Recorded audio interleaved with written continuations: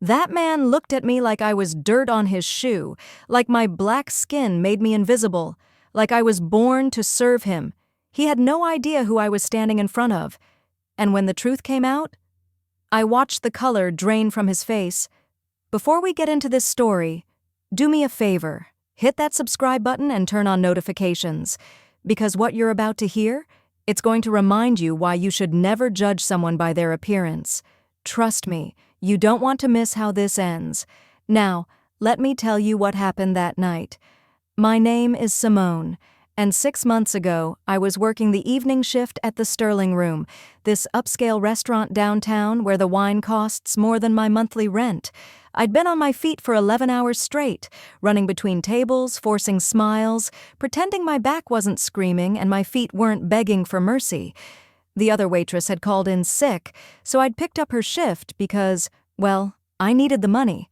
I always needed the money. See, most people who came into that restaurant looked at me and saw exactly what they expected to see. A black woman in a server's uniform. Someone to bring them food, refill their water, then disappear. They didn't see the woman underneath. They didn't see the sleepless nights or the mountain of bills piled on my kitchen table. They didn't see my 8-year-old daughter doing homework in the back office during my breaks because I couldn't afford a babysitter. They saw what they wanted to see. Nothing more. That Tuesday night started like any other. The dining room was half full, soft jazz playing over the speakers, the smell of garlic and expensive perfume mixing in the air. I was clearing a table near the entrance when the front door opened and he walked in. Trevor Ashford.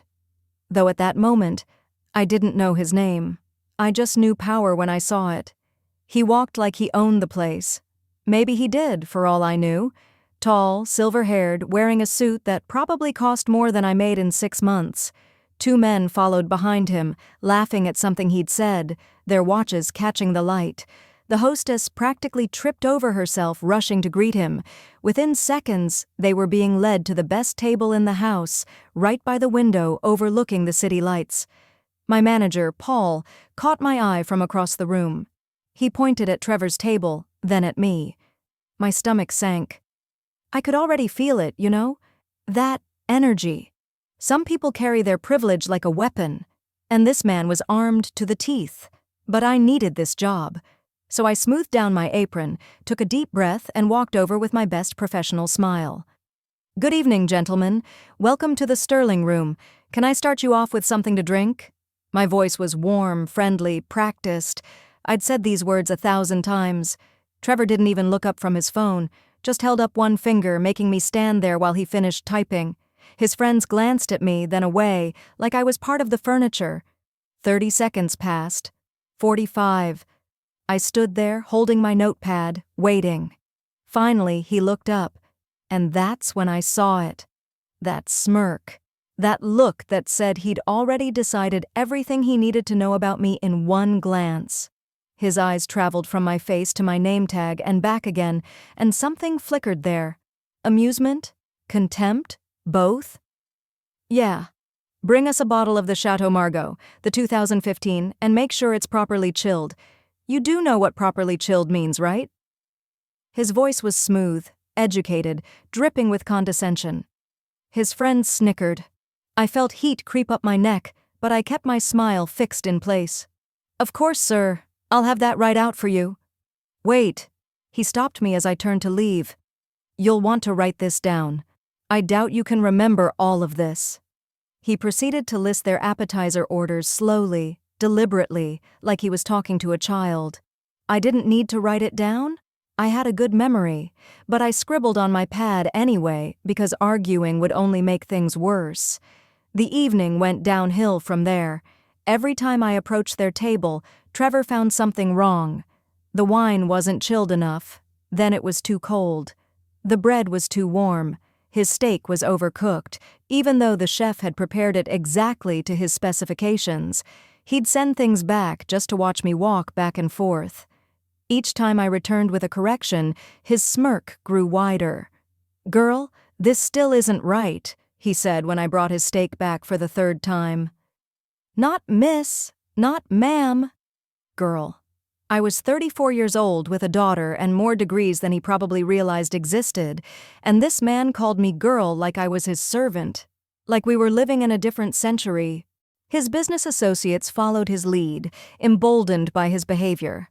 They stopped saying please and thank you, started snapping their fingers when they needed something. One of them made a joke about their conversation being too complicated for me to understand, and they all laughed while I stood right there, refilling their water glasses. I smiled through it all. Because I had to. Because my daughter needed new shoes. Because the electric bill was due. Because pride doesn't keep the lights on. But inside? Inside, I was burning. The dining room had gotten quieter. Other customers were noticing now, watching our interactions with uncomfortable expressions. Some looked sympathetic. None intervened. That's how it always is, isn't it? People will watch injustice happen right in front of them and tell themselves it's not their business. My coworker, Angela, squeezed my arm when I passed her. "Just a little longer," she whispered. "Don't let him get to you." Too late for that. But I wasn't going to give him the satisfaction of seeing me crack. Then came dessert service. I was setting down their plates, moving carefully, professionally, when my sleeve barely brushed the edge of Trevor's water glass. It didn't spill, didn't even wobble, but he acted like I'd thrown the entire Pacific Ocean in his lap. "Are you kidding me?" His voice boomed across the restaurant. Every conversation stopped, every head turned. "This is unacceptable. How incompetent can one person be?" I stepped back, my heart hammering.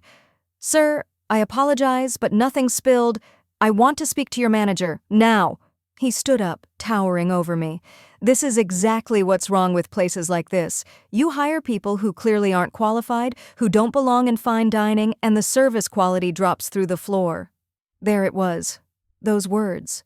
Don't belong. We all knew what he meant. It hung in the air like smoke. Paul rushed over, apologizing profusely, asking what he could do to make things right.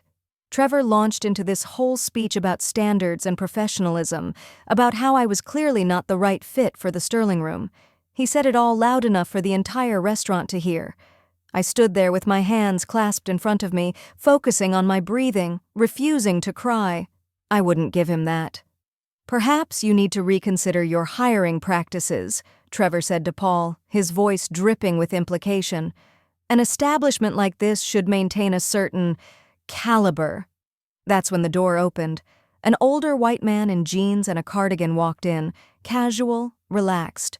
He looked around the restaurant, and when his eyes landed on me, his face lit up with recognition.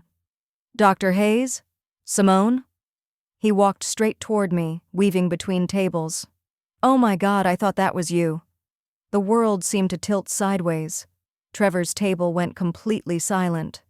I felt my face flush as George Sullivan, someone I hadn't seen in almost 2 years, approached with genuine warmth and confusion written all over his face. "George," I said quietly, hoping he'd take the hint and lower his voice. He didn't. "What are you doing here? Are you consulting with the restaurant on their development project or something?" He looked around, then back at me, his confusion deepening when he noticed my uniform. "Wait, I don't understand." I could feel every eye in the restaurant on us. Trevor had sat back down, but he was watching intently, his smirk faltering. I opened my mouth to deflect, to make some excuse, but George was already talking again. "Paul, you know who this is, right?" He addressed my manager directly. "This is Dr. Simone Hayes. She's one of the leading experts on urban development and housing policy in the country. She worked with the Department of Urban Affairs. Her research on discriminatory lending practices literally changed federal policy." You could have heard a pin drop. Paul's mouth fell open. Trevor's face had gone very still, the color slowly rising in his cheeks. I watched as something clicked behind his eyes. Recognition. And then something else. Fear. I'd spent 6 months trying to be invisible, trying to survive, trying to keep my head down. But George had just ripped away my cover, and there was no going back. So I decided if my story was going to be told, I'd tell it myself. "George is right," I said, my voice steady now. "I did work for the Department of Urban Affairs. I spent 7 years researching housing discrimination and corruption in urban development projects. I testified before Congress. I helped expose a scheme where developers were defrauding low-income families, denying them access to affordable housing while pocketing federal subsidies meant to help them. I turned to face Trevor directly. His face had gone from red to pale. I became a whistleblower, I continued, and like most whistleblowers, I paid for it. I was forced out of my position, blacklisted in my field. The legal battle to fight my wrongful termination drained my savings. Then my daughter got sick, needed surgery, and I didn't have insurance anymore. So I ended up here, working 3 jobs, trying to keep my head above water, trying to keep fighting. The restaurant was dead silent, but I wasn't finished. "What I didn't know until just now," I said, watching Trevor's face carefully, "was that you're Trevor Ashford. Ashford Properties was one of the companies I exposed. Your organization was part of that federal investigation. Your company paid $17 million in fines. 3 of your executives faced criminal charges." Trevor's mouth opened, but no sound came out.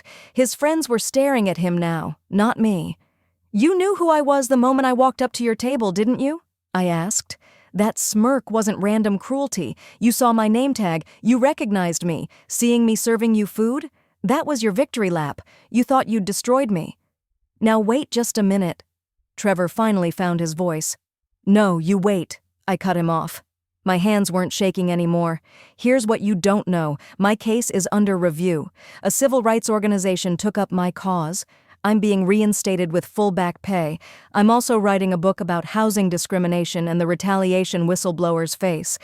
And I've been consulting quietly for the Justice Department on new investigations." Trevor stood up abruptly, his chair scraping against the floor. "Your company is being investigated again, Mr. Ashford. New charges, new evidence, and my testimony will be part of that case." I paused, letting that sink in. "Your behavior tonight, recorded by this restaurant's security cameras, it's going to make an excellent addition to the pattern of discrimination evidence the prosecutors are building." George, who'd been standing there in shock, spoke up. "I witnessed everything tonight. I'll happily provide a statement if needed." Trevor's friends were already standing, distancing themselves, checking their phones, suddenly very eager to be anywhere else. Trevor himself looked like he was trying to decide between rage and panic. He opened his mouth, closed it, then tried again. This is a misunderstanding. I didn't mean... Look, I apologize if... If? I raised an eyebrow. You apologize if you offended me? No, Mr. Ashford, you don't get to do that. You were deliberately cruel. You were racist. You tried to humiliate me in front of all these people because you thought I was powerless, because you thought you'd won. I took a step closer, my voice dropping but carrying clearly in the silent room. You thought you broke me, but you only made me stronger. Every day I spent serving people like you, I was surviving, building myself back up, fighting for my daughter and my career and my truth. You saw a woman you thought you'd destroyed, but I'm still here, and I'm not going anywhere." Trevor grabbed his jacket. No witty comebacks. No more arrogance. He threw some cash on the table and headed for the door, his former friends trailing behind like rats fleeing a sinking ship. As he passed me, he wouldn't meet my eyes. The door closed behind them. For a moment, nobody moved. Then someone started clapping. Just one person at first, then another, then the whole restaurant erupted in applause. I stood there, overwhelmed, tears finally spilling down my cheeks. But these weren't tears of humiliation. They were relief, release, reclamation. Paul walked up to me, looking embarrassed. "Dr. Hayes, I had no idea. Please take the rest of the night off, with pay, and I'd like to discuss a management position." I held up my hand. "Thank you, Paul. But I won't be needing that position. I think my time here is done." I untied my apron, folded it neatly, and set it on the nearest table. Angela hugged me tight, whispering congratulations. George walked me to my car, filling me in on his work, asking about my daughter, promising to write a recommendation letter for my reinstatement case. 3 weeks later, I got the official letter. Full Reinstatement. Back pay covering the entire 2 years I'd been blacklisted. A public apology from the department. My daughter and I went out for ice cream that night, and I told her what I've always told her. Our value doesn't come from what others think of us. It comes from knowing who we are, even when the whole world is telling us we're nobody. Trevor Ashford's company is currently facing federal charges. His personal involvement in discriminatory practices is being investigated. And my book? It's scheduled for publication next spring. I'm thinking about calling it The Invisible Woman, because that's what they tried to make me. But you can't erase someone who refuses to disappear. So that's my story. That man thought he could humiliate me because I was serving his food. But he forgot one thing. Our circumstances don't define us. Our character does. If this story moved you, hit that like button. Drop a comment telling me about a time someone underestimated you. Subscribe because I share true stories like this one every week. Stories about resilience, justice, and standing tall when the world tries to knock you down. And share this video with someone who needs to hear it. Remember, they can take your job, your money, even your reputation, but they can't take your truth. I'm Dr. Simone Hayes, and I'll see you in the next one.